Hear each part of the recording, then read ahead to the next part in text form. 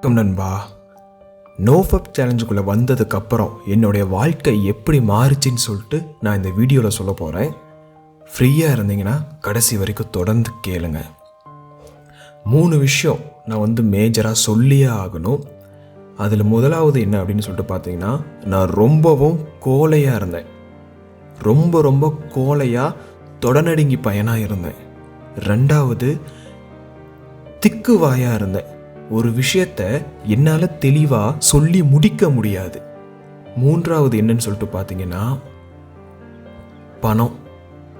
பணமே இல்லாமல் கேவலமாக எல்லாரும் ட்ரீட் பண்ண ஆரம்பித்தாங்க என்ன. ஏன்னா பணம் என்கிட்ட சுத்தமாக இல்லை.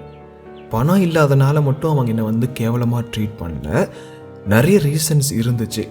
உங்களுக்கே தெரியும் நாம் அந்த காலகட்டத்தில் எப்படி இருந்திருப்போம், சுய இன்பம் செஞ்சுட்டு இருந்த காலகட்டத்தில். ஸோ பணமும் ஒன் ஆஃப் தி ரீசனாக இருந்துச்சு.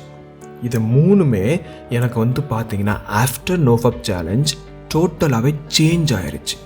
முதலாவது நான் என்ன சொன்னேன் அப்படின்னா, தொடர்ந்து பையனாக இருந்தேன். வாழ்க்கையில் பின்தங்கி தான் நான் என் வாழ்க்கையை வாழ்ந்துட்டு இருந்தேன். ஏதோ ஒரு பிரச்சனை அப்படின்னா, அதாவது எனக்கு அந்த பிரச்சனை நடந்திருக்கும், அதை என்னாலேயே தட்டி கேட்காத மாதிரி ஒரு வாழ்க்கையை நான் வாழ்ந்துட்டு இருந்தேன். தட்டி கேட்க என்னால் முடியலை. அந்த மாதிரி ஒரு கேவலமான வாழ்க்கையை நான் வாழ்ந்துட்டு இருந்தேன். மெயினாக என்ன சொல்லணும் அப்படின்னா, என்கிட்ட சத்து இல்லை, பவர் இல்லை, உடலளவுலையும் இல்லை, மனதளவில் சுத்தமாக இல்லை. உடலளவில் இல்லாமல் இருந்து மனதளவில் இது கொஞ்சமாக இருந்திருந்தால் கூட நான் மேபி நான் கொஞ்சம் சத்தம் போட்டிருக்கலாம். ஏன் என்னை இப்படி பண்ணுறீங்க, ஏன் என்னை இப்படி கொடுமைப்படுத்துறீங்க, ஏன் என்னை இப்படி சாவாடிக்கிறீங்க அப்படின்னு சொல்லிட்டு எனக்கு நடந்த விஷயங்கள் இருந்து நான் கொஞ்சம் மீண்டு வெளியே வந்திருக்கலாம். நான் ஏன் பின்தங்கி தொடநடுங்கியாக இருந்து என்னை எவ்வளோ போட்டு டார்ச்சர் பண்ணாலும், என்னை எவ்வளோ நெகட்டிவிட்டி என்னை ஸ்ப்ரெட் பண்ணி என்னை உட்கார வச்சாலும் என்ன அதிலிருந்து ஏன் மீண்டு வெளியே வர முடியவே இல்லை அப்படின்னா, என்கிட்ட பவர் இல்லை, ஆற்றல் இல்லை. இப்போ இருக்கிற ஆற்றல் எனக்கு அப்போ சுத்தமாக இல்லை. ஆனால் இந்த சேலஞ்சை ஸ்டார்ட் பண்ணதுக்கப்புறம் என்னோடய வாழ்க்கை படிப்படியாக கொஞ்சமாக மாற்றத்தை நோக்கி போக ஆரம்பிச்சுதுங்க. இப்போது எனக்கு ஒரு பிரச்சனைனா என்னால் தட்டி கேட்க முடியுது. Because I have lot of powers. So பல பேருக்கு இந்த பிரச்சனை இருக்குங்க. ஏன்னா நானும் ஃபேஸ் பண்ணியிருக்கேன். இப்போ நிறைய பேர் ஃபேஸ் பண்ணிகிட்டு இருக்கலாம். ப்ளீஸ் இந்த சேலஞ்சுக்குள்ளே வாங்க, வாழ்க்கை நிச்சயமாக மாறுங்க. அடுத்து 2வது, பேச்சு திறன் என்னோடது எப்படி இருந்துச்சு அப்படின்னா, கொஞ்சம் திக்குவாயாக இருந்தேன். திக்குவாயாக இருக்கிறதுனால என்னால் பார்த்தீங்கன்னா ஒரு சென்டென்ஸை கம்ப்ளீட் பண்ண முடியாமல் நான் ரொம்ப நிறைய பிரச்சனைகளை அனுபவிச்சேன். ஸ்பெசிஃபிக்காக சொல்லணும் அப்படின்னா, கடைக்கு போய் எதனா ஒரு பொருள் வாங்கணும் அப்படின்னா என்னை அதை ஒரு ஃபுல்ஃபில்லாக கேட்டு, சோப்பு கொடுங்க அப்படின்னா என்ன சோப்புன்னு கேட்பாங்க. ஹமாம் சோப்பு. அந்த இந்த மாதிரி ஒரு 2-3 செகண்ட் எனக்கு லேக் ஆகும். அப்பப்போ ஒரு எக்ஸாம்பிளுக்கு நான் உங்களுக்கு சொன்னேன். இதெல்லாம் நடந்திருக்கு எனக்கு. அதான் நான் சொன்னேன். ஹமாம் சோப்பு நான் நிறைய டைம் எனக்கு வாயிலே அந்த வார்த்தை வராது. ஏன்னா லேக் ஆகும்.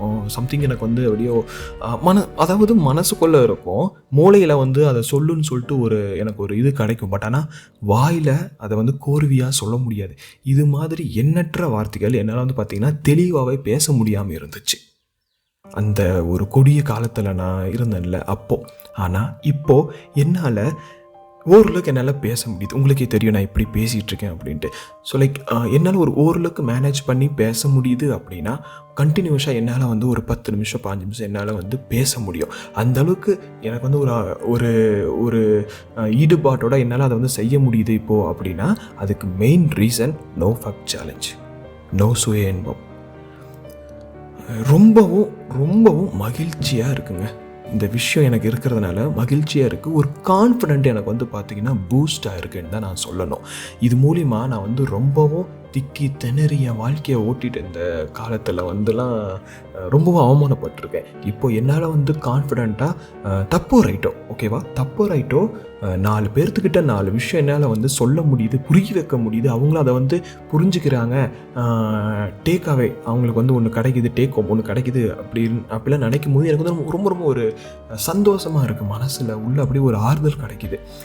நாம் எப்படி இருந்துட்டு இருந்தோம், பேச முடியாமல் எப்படி கஷ்டப்பட்டுருந்தோம், இப்போ நம்ம இப்படி பேசுகிறோமே அப்படின்னு சொல்லிட்டு நான் ரொம்ப நன்றி கடன் பட்டிருக்கேன் நம்மளோட நோஃபப் சேலஞ்சுக்கு.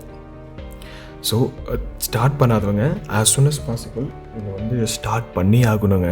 சரிங்களா? நீங்களும் இது எல்லாத்தையுமே வந்து கெயின் பண்ணிக்கிட்டோம். இது வந்து எல்லாத்துக்குமே வேணும்னு சொல்லிட்டு தான் நான் நினைக்கிறேன். ஓகேவா? அடுத்து 3வது மணி. பண காசு உனக்கு ஏன் இல்லாமல் இருந்திருக்கும்? வேலைக்கு போயிருந்தால் சம்பாரிச்சிருக்கலாம். கரெக்டு, வேலைக்கு போயிருந்தால் சம்பாரிச்சிருக்கலாம். வேலைக்கு போகணும் அப்படிங்கிற ஒரு மைண்ட் செட்டே வராமல் இருந்துச்சு எனக்கு அந்த டைமில். மூளை எதுக்கு இருக்குதுன்னே தெரியல. அதை வந்து என்னால் பயன்படுத்திக்கவே முடியல. இப்போது அதோட ஆற்றல் எனக்கு எந்த அளவுக்கு முக்கியம்னு சொல்லிட்டு தெரியுது. ஏன்னா என்கிட்ட நம்மளோட சக்தியும் இருக்குது, அண்ட் அதோட சக்தி எனக்கு வந்து சேர்ந்து ரெண்டும் மிக்சடாக வேலை செய்யும் பொழுது அதோடய ஆற்றல் எந்த அளவுக்குன்னு சொல்லிட்டு என்னால் வந்து அதை வந்து ஃபீல் பண்ண முடியுது, என்னால் அதை வந்து அப்சர்வ் பண்ணிக்க முடியுது. பட் என்னன்னா அந்த டைமில் ஒன்றுமே தெரியல. மழுங்கடிச்சு ஒரு வாழ்க்கை நான் வாழ்ந்துட்டு இருந்தேன். மழுங்குத்தனமான ஒரு வாழ்க்கையை வாழ்ந்துட்டு இருந்தேன். எல்லா ஆற்றலும் இருந்துமே நான் வந்து அதை பயன்படுத்திக்கல அப்படின்னா பயன்படுத்திக்க முடியல. ஏன் அப்படின்னா முக்கியமான ஆற்றல், விந்துவோட ஆற்றல் என்கிட்ட இல்லை. பிகாஸ் நான் வந்து அந்த மாதிரி கெட்ட விஷயங்களை பண்ணிக்கிட்டு, கேவலமான செயல்கள்லாம் பண்ணிக்கிட்டு, அந்த ஒரு அற்ப சுகத்தை மாட்டிக்கிட்டு என் வாழ்க்கையை வந்து நான் அப்படியே ஓட்டிகிட்டு இருந்திருக்கேன். ஸோ அப்போ வந்து என்னால் பார்த்தீங்கன்னா கூட காசு வந்து சம்பாதிக்கணும் அப்படிங்கிற ஒரு மைண்ட் செட்டே எனக்கு இல்லை. நிறைய காசை தான் நான் வந்து இழந்திருக்கேனே தவிர என்னால் கூட ஈட்ட முடியாத ஒரு சூழ்நிலையில் தான் நான் வந்து வாழ்ந்துட்டு இருந்தேன் பிஃபோர் NoFap சேலஞ்ச். ஆனால் ஆஃப்டர் இப்போ பார்த்தீங்கன்னா எனக்கு பிடிச்ச வேலையை நான் செஞ்சிட்ருக்கேங்க.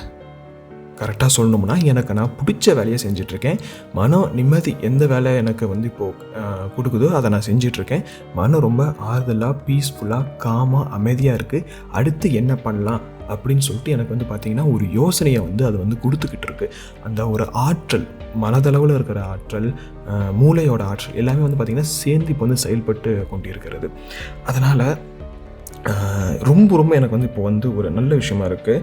வாழ்க்கையை ஓட்டுறதுக்கும் அடுத்த கட்டத்துக்கு வந்து நிகழ்த்துறதுக்கும் எனக்கு வந்து ஒரு செயல்பாடு என்னையே அறியாமையே என் மனசு வந்து அதை செஞ்சுக்கிட்டு இருக்கு. இப்போது உன்னுடைய வருமானம் இப்படி, இன்னும் கொஞ்ச நாளில் நீ வந்து இப்படியெல்லாம் மாறணும் அப்படின்னா எப்படிலாம் நீ வந்து என்ன வருமானத்தை ஈட்டணும் அப்படின்னு சொல்லிட்டுலாம் வந்து எனக்கு வந்து ஆட்டோமேட்டிக் நீ வந்து இன்னமும் இந்த ஸ்கில்ஸ் எல்லாம் டெவலப் பண்ணணும். இன்னமும் வந்து பார்த்திங்கன்னா ஸ்டடீஸ் நிறைய படிக்கணும், ஸ்டடி பண்ணணும். இப்படி பண்ணால் உனக்கு வந்து இன்னமும் வந்து லைஃப்பில் அடுத்த கட்டத்துக்கு போகலாம். உன்னோட வருமானங்கள் வந்து இரட்டிப்பாகிறதுக்கு வாய்ப்பு இருக்குது. ஸோ இந்த மாதிரி ஒரு திட்டமிடுதல் எனக்கு வந்து பார்த்திங்கன்னா ஆட்டோமேட்டிக்காக என்னுடைய மூளையே பார்த்திங்கன்னா கொடுத்துட்ருக்குது. மணியை வந்து அதாவது ஒரே ஒரு விஷயம் எப்பவுமே மனசில் நம்ம எல்லோரும் மனிதர்கள் வச்சுருக்கணும். என்னென்னா வாழ்க்கைக்கு பணம் தேவை, ஆனால் பணம் மட்டும் வாழ்க்கை இல்லை. சரியா? இதில் வந்து வெறும் 2 வார்த்தை தான் இருக்கிற மாதிரி இருக்கு. ஆனால் இதுக்குள்ள அர்த்தங்கள் 1000. வாழ்க்கைக்கு பணம் வேணும், பணம் மட்டுமே வாழ்க்கை இல்லை. பணம் மட்டுமே வாழ்க்கையாக இருந்துருச்சு அப்படின்னா உங்களால் நிம்மதியாக இருக்க முடியாது, நல்ல தூக்கம் உங்களுக்கு கிடைக்காது. மன நிம்மதியை கெட்டு நம்ம வந்து அந்த பணத்தை வந்து சம்பாதிக்க ஆரம்பிச்சிருவோம். மன நிம்மதியோடு உங்களுக்கு வந்து எது கிடைக்குதோ, கொஞ்சமாக பணம் சம்பாதிச்சாலும் மன நிம்மதியோட ஆறுதலோடு உங்களுக்கு அந்த விஷயம் கிடைக்கிது, சந்தோஷமாக இருக்குது, யாரையுமே பாதிக்காமல் உங்களுக்கு அந்த ஒரு பணம் கிடைக்கிது அப்படின்னா நீங்கள் வந்து அதுதாங்க சக்ஸஸ். நீங்கள் வந்து ஜெயிச்சிட்டிங்கன்னு சொல்லிட்டு அர்த்தங்க. சரிங்களா? பணத்தை மட்டும் அதாவது பணம் சம்பாதிக்கிறது வந்து எப்படி நம்ம தெரிஞ்சுக்கலாம், இது பண்ணிக்கலாம், அதுக்கான வேலையை பார்க்கலாம். ஒருத்தங்களை வந்து நம்ம அழிச்சிட்டு நம்ம சம்பாதிக்கணும், பொய் சொல்லி பித்தலாட்டம் பண்ணி நம்ம சம்பாதிக்கணும் அப்படின்னா அது நிலைக்காது. ஸோ இப்போ என்னுடைய மைண்ட் செட் பார்த்திங்கன்னா, இப்போ நீ வந்து இதெல்லாம் பண்ணிகிட்ருக்க, உனக்கு ஒரு வருமானம் வருது, அடுத்து நீ என்னெல்லாம் பண்ணால் இந்த வருமானம் இரட்டிப்பிக்கும் அப்படின்னா நீ வந்து இன்னும் ஸ்கில்ஸை டெவலப் பண்ணணும், இன்னும் நிறைய விஷயங்கள் படிக்கணும், தெரிஞ்சுக்கணும். உன்னை நீ டெவலப் பண்ணிக்கிட்ட அப்படின்னா நீ ஆட்டோமேட்டிக்காக அடுத்தது நீ ஸ்விட்ச் ஆக உனக்கு வந்து பார்த்திங்கன்னா வருமானங்கள் வரும்னு சொல்லிட்டு ஒரு பேசிக்கான ஒரு தொலைநோக்கும் பார்வையும் எனக்கு வந்து இப்போ வந்து என்னோடய மூளை கொடுத்துட்ருக்கு, அண்ட் விந்து சக்தியும் கொடுத்துட்ருக்கு. அதனால தான் இது எனக்கு வந்து ப்ராப்பராக செயல்படுது, கரெக்டான பாதையில் செயல்பட்டுருக்கு. இந்த 3 விஷயம் உங்களுக்கு மட்டும் இருந்துச்சு அப்படின்னா நீங்கள் வாழ்க்கையில் சீக்கிரமாக ஜெயிப்பீங்க. அதனால் சுய இன்பம் செஞ்சுட்டு இருந்தால் போதும், நிறுத்திட்டு இந்த சேலஞ்சுக்குள்ளே வாங்க. சேலஞ்சுக்குள்ளே வந்தவங்க எல்லாத்துக்குமே என்னுடைய வாழ்த்துக்கள். நீங்களும் எல்லாத்தையும் அனுபவித்து எல்லாமே நீங்கள் உங்கள் வாழ்க்கையில் வந்து பெற்று சந்தோஷமாக இருப்பீங்கன்னு சொல்லிட்டு நான் நம்புகிறேன். உன் வாழ்க்கை உன் கையில். நன்றி நண்பா.